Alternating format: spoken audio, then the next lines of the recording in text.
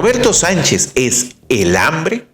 Eso es lo que mucha gente está diciendo ahora que queda claro que la segunda vuelta va a ser entre Keiko Fujimori y el candidato castillista de Juntos por el Perú.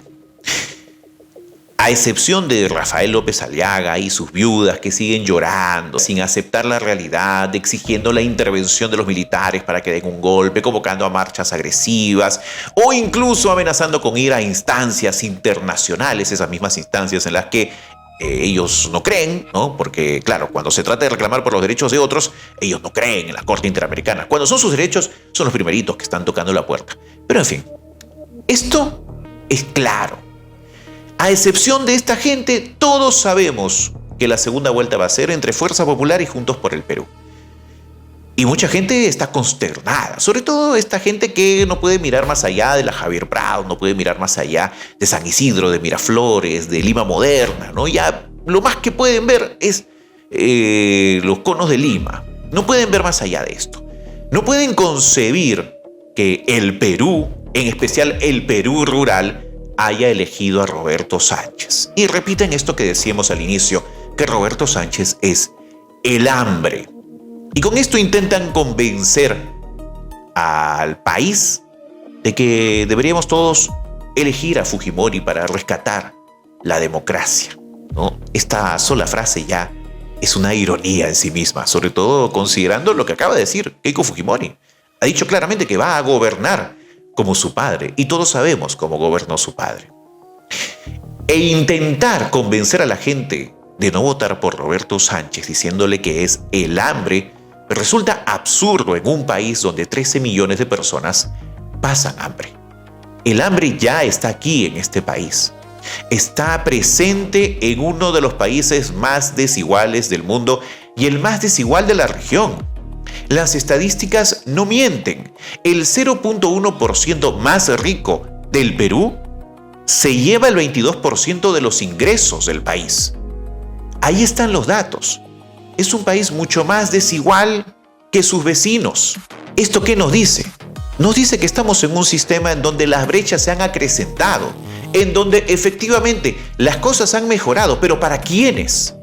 Para esas personas que siguen con un sistema de salud paupérrimo, que no tienen acceso a una educación mínimamente decente. ¿Para ellos la cosa ha mejorado? Evidentemente no.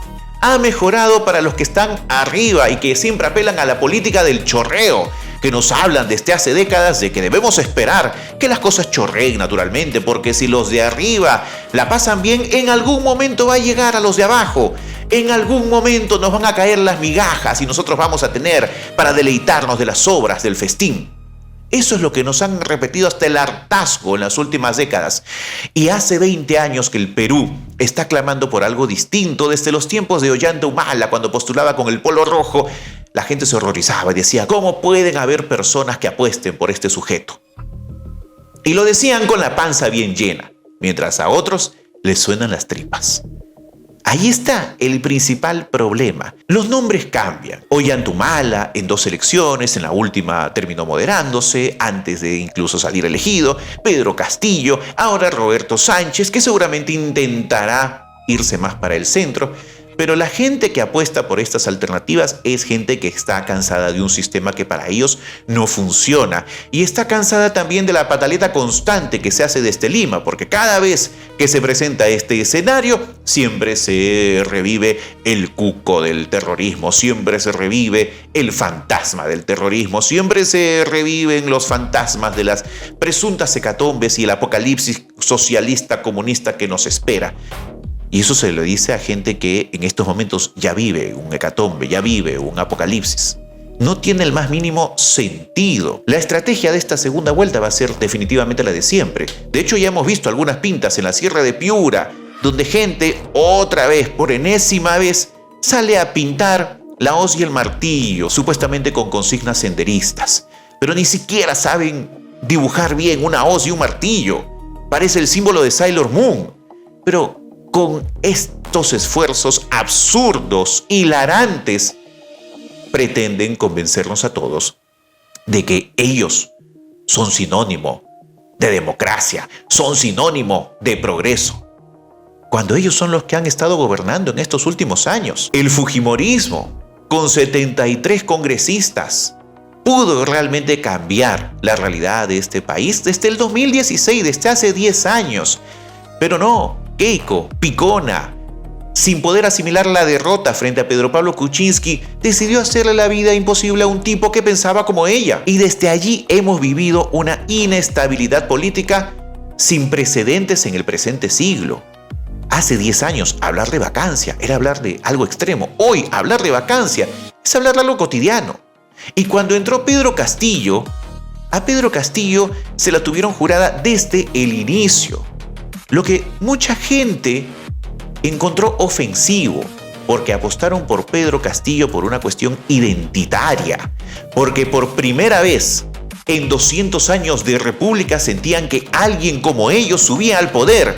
Y cada vez que la gente de Lima le dice que este tipo es un analfabeto, este tipo es un ignorante, este tipo no debe estar en el poder, sus electores lo toman como algo personal.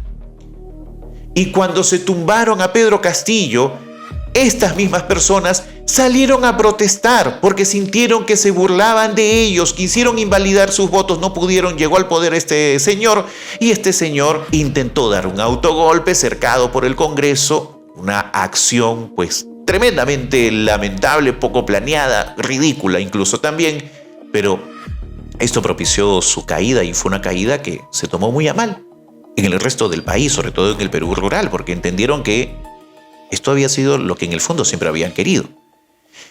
Y después, ¿qué pasó? Esta gente sale descontenta a protestar y finalmente las fuerzas del orden terminan con la vida de medio centenar de peruanos. ¿Ha pasado algo desde entonces? No, absolutamente nada.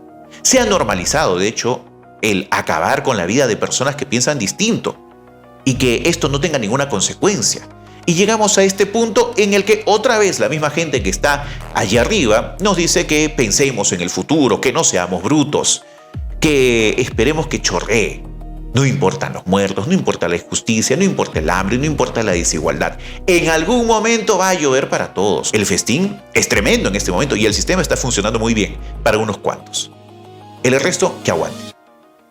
Allí está el problema. Y es un problema que se hace insostenible si es que no introducimos algunos cambios para cerrar brechas en este sistema. Y es lo que mucha gente no quiere aceptar. Y probablemente vamos a llegar a un punto en el que la crisis va a ser insostenible, en el que este mismo país va a ser insostenible. Porque estas elecciones muy probablemente no solucionen nada, al margen de quien gane, incluso ganando Roberto Sánchez. Probablemente no va a ser pues ningún cambio importante, porque no puede hacerlo. Porque el Senado está muy repartido entre fuerzas de distintos ámbitos políticos. Allí se neutraliza todo. A lo máximo a lo que puede aspirar Roberto Sánchez es a sobrevivir, a que no lo vaquen. Con eso ya sería un golazo, un éxito. Y evidentemente el país necesita mucho más. Y si gana Keiko Fujimori, pues olvidémonos. Ahí no va a cambiar nada. Allí se va a seguir jugando todo en favor de los que están arriba, porque es lo que siempre ha hecho el fujimorismo. Para los demás, nada. El fujimorismo ha defendido iniciativas como la que iba en favor de la AFP y varias otras más. Porque no le interesa que se perjudiquen 1.000, 100.000 o 1.000.000.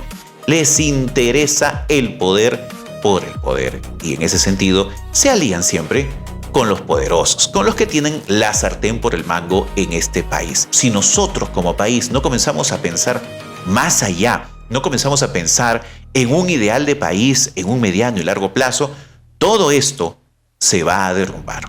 Tarde o temprano es lo que va a suceder en el Perú.